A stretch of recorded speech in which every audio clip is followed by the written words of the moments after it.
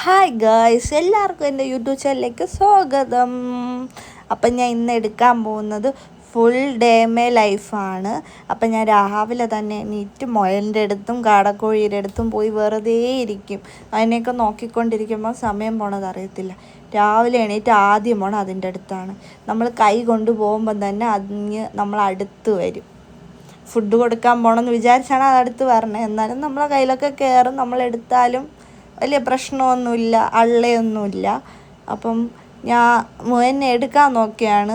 2 മുയലുണ്ട്, ഒരു വെള്ളയും ഒന്ന് വെള്ളയല്ല ഗ്രേ കളറും ഒരു മരത്തെ അതേത് കളറും പറഞ്ഞാൽ കിട്ടില്ല, അങ്ങനത്തെ ഒരു കളറും. പിന്നെ ജിമ്മും അവിടെ ബാക്കിൽ കൂടെ കറങ്ങുന്നുണ്ട്. അതുകൊണ്ട് എനിക്ക് എടുക്കാൻ പേടിയാണ്. ഇവ എടുത്ത് അവൻ ഇഷ്ടമില്ല. അവ നിൽക്കുക വിട്ട് വേറെ ഒന്നിനെ സ്നേഹിക്കാൻ പാടില്ല. അവൻ അങ്ങനത്തെ ഒരു പ്രശ്നമുണ്ട് ചെറുതായിട്ട്. അതുകൊണ്ട് ഞാൻ എടുക്കണോ വേണ്ടേന്ന് ആലോചിച്ചിട്ട്, എന്നാലും ഞാൻ വീഡിയോ എടുക്കുന്നത് കൊണ്ട് ഒരാളെ ഞാൻ വെളിയിലെടുത്തു. ഒരു ഗ്രേ കളർ പോലത്തേനെ ഞാൻ വെളിയിലെടുത്തു. പക്ഷെ അത് വലിയ മുയലൊന്നുമല്ല, ഒരു ചെറിയ മുയലാണ്. ഞാൻ അക്വേറിയത്തിൽ നിന്ന് വാങ്ങിച്ചത്. കുഞ്ഞു മുയലാണ്.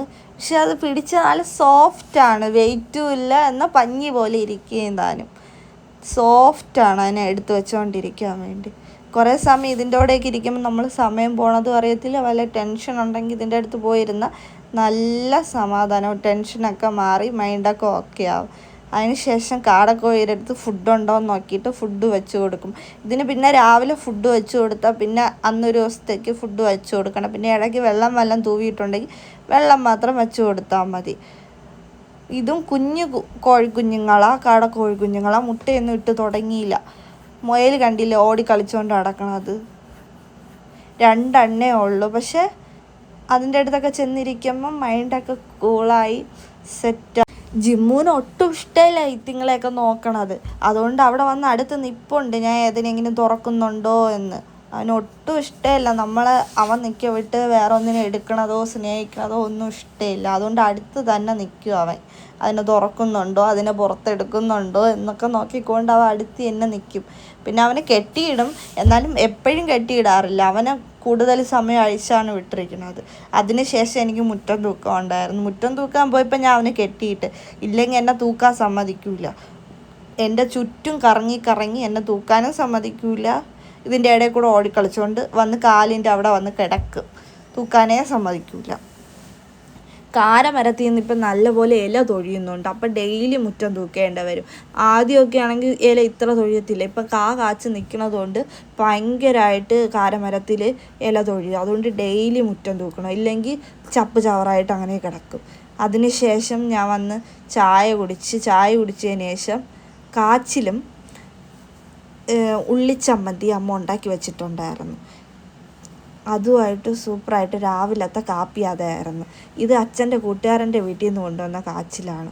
ആ കാച്ചിനെ വെട്ടി അമ്മ ചമ്മന്തിയും വെച്ച് രാവിലത്തെ കാപ്പിയാക്കി. അമ്മയുടെ ജോലി എളുപ്പമാക്കി കളഞ്ഞു അമ്മ.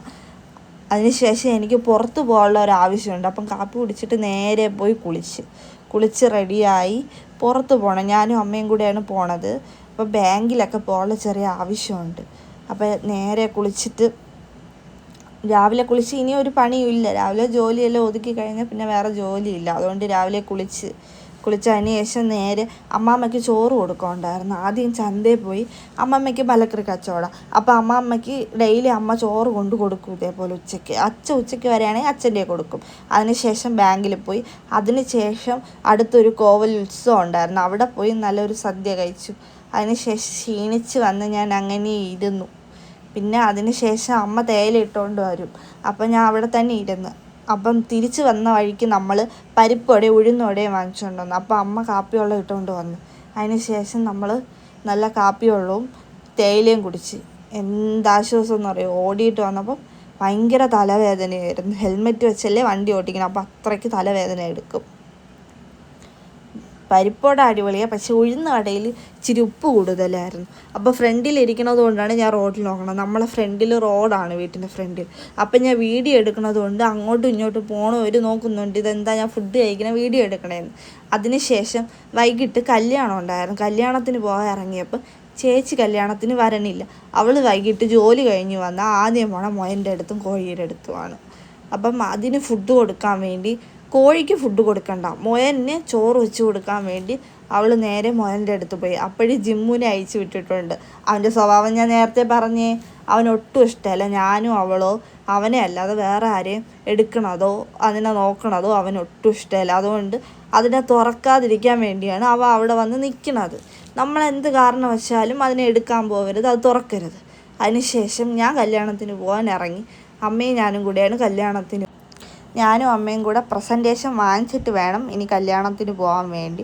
അപ്പം പ്രസൻറ്റേഷൻ വാങ്ങിച്ചിട്ട് നമ്മൾ കല്യാണത്തിനെത്തിയപ്പോൾ ചെറുക്കനും പെണ്ണും കൂടെ ഫുഡ് കഴിക്കാൻ പോയി. പിന്നെ കുറച്ച് നേരം അവിടെ പോസ്റ്റായിരുന്നു. ചെറുക്കനും പെണ്ണും വന്നതിന് ശേഷം ഗിഫ്റ്റ് കൊടുത്തിട്ട് നല്ല ബിരിയാണി ആയിരുന്നു. ഫുഡും കഴിച്ചിട്ട് വീട്ടിൽ വന്നു. അപ്പം ബൈ ബൈ.